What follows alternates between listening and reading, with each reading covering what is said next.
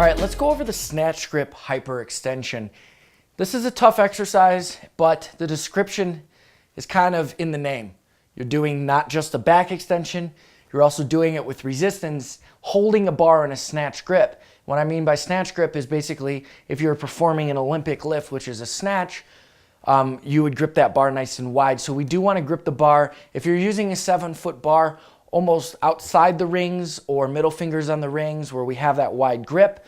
I'm using a 5-foot bar and grabbing it all the way just to save a little more space, as well as it's just a little bit easier for stability so I don't have that bar moving all over the place. And if you're in a gym, you're probably going to want to look for a shorter bar just because a lot of times the equipment's a little close together to have a 7-foot bar out there and performing this exercise. Now you can do this on a low back extension. We're doing it on a glute ham today. You can do all the exercises on a glute ham, and that's why we use it just for efficiency and continuing to really tax that posterior chain. Because of the angle, it puts a little more pressure on our lower body than just our low back. So we do like using the glute ham machine just as much as the low back extension.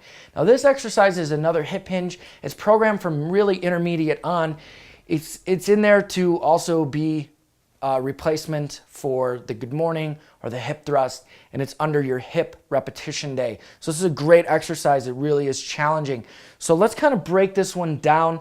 This is pretty tough in the sense that you really have to brace hard. You have to create that intra-abdominal pressure, push it into your low back, tighten through your upper back by pinching, twisting your elbows and pinching your pits, creating that lat engagement. Get really tight by taking deep breath in the belly, pushing that into the low back, exploding up. No different than you would do any low back extension. Our back is flat and we are bending at the hip. This is a hip hinge movement, just holding that snatch bar though. And what that allows for is a lot more upper body bracing versus a low back extension, which will emphasize a little bit more low body. Think about this as really challenging for the entire body. You're not just gonna feel it from the low body on. So let's kind of get into this one.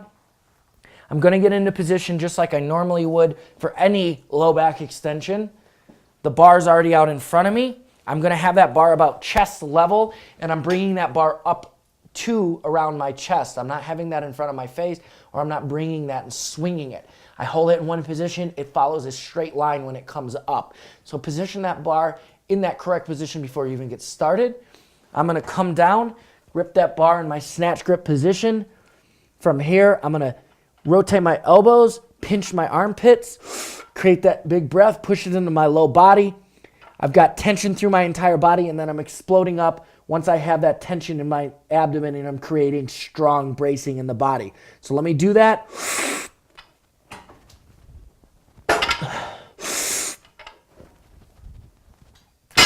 So you can see that as I come up, I stop when I reach basically a straight line with my body. I bring the bar back down, maintaining that straight back, that neutral spine, and coming down with that hip hinge position. This is a challenging exercise that's going to build a lot of posterior chain strength, which is phenomenal for wrestling, which we've talked about over and over and over.